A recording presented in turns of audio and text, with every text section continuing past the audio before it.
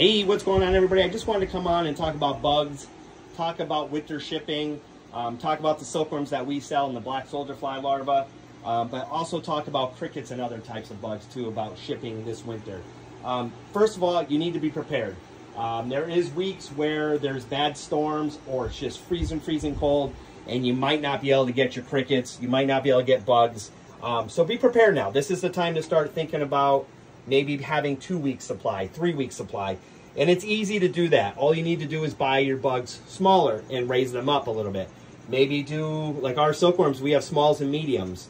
You could get enough mediums to start feeding now, and then you can raise up to smalls. All you have to do is buy some extra silkworm chow. We highly recommend you buy an extra chow anyways, because the food that we send usually only lasts the time of shipping. We can't just shove food in there because of the humidity will get too high and it'll kill your silkworm. So we only put enough food in there for travel. So if you want to keep your silkworms longer, we highly recommend you make your own chow. You buy it, or you just buy it pre-made from us. It's super easy. You just sprinkle it on top of them. We use a cheese grater. The other thing I want to talk about is silkworms, because a lot of people are leaving their silkworms in their container that we ship them in. You can't do that. You got to leave them open like this. They need a lot of airflow. They're not going to climb out if you keep them fed. So keep them in something like this, a Rubbermaid. Keep the lid off. We don't put lids on any of our bugs because we want a lot of airflow. If you feed your bugs correctly, they shouldn't be jumping out. They should be jumping on the food. I'm not saying you're not going to get a couple crickets jumping out, but you could even use a bigger Rubbermaid if you're nervous about that.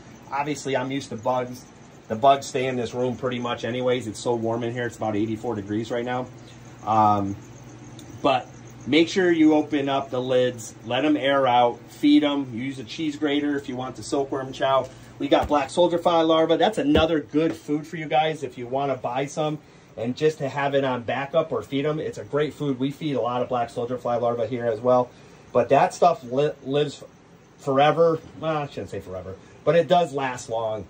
And you know, if it pupates, you just throw it in the plants and it'll turn into a fly, and then you'll have food that way too. So it really never goes bad. If anything, it just turns into a pupate. You throw it into the, look at all that. That's a lot of black soldier fly larva. Anyways, if you want to add some black soldier fly larva to your orders, I highly recommend that as well. That way you don't run out of food. You don't want to run out of food for your reptiles during the winter. Obviously, if you're in a southern state, you might not have this issue at all. But if you do, be prepared. I'm starting to breed my own crickets at the bottom there, just in case I can't get crickets for a little while. We obviously do a lot of different things here, though. We do black soldier fly larva, like I said. We do fruit flies, bean beetles. We breed our own dubia roaches here, so I never usually have to worry about running out of food, but I don't like running out of crickets either, because crickets, if we have a lot going on, we can feed crickets pretty fast in this room. Now, when I do silkworms, it takes forever. That's like a 4 to 5 hour job. I do that twice a week. I hand feed all the baby silkworms and all the adults. That takes me a long time. Now, crickets, I can go and do it in like 2.5 hours.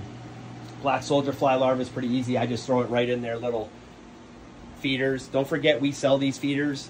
But anyways, I got to get back to work. I just wanted to come on, talk to you a little bit about that. Don't run out, guys. It's scary. You don't want no food for your reptiles. And it does happen. Last year it happened to us twice. We got crickets in twice and they were dead. It was so cold. I still took the risk, but they both times they were dead. So don't be me. Don't run out, and be prepared.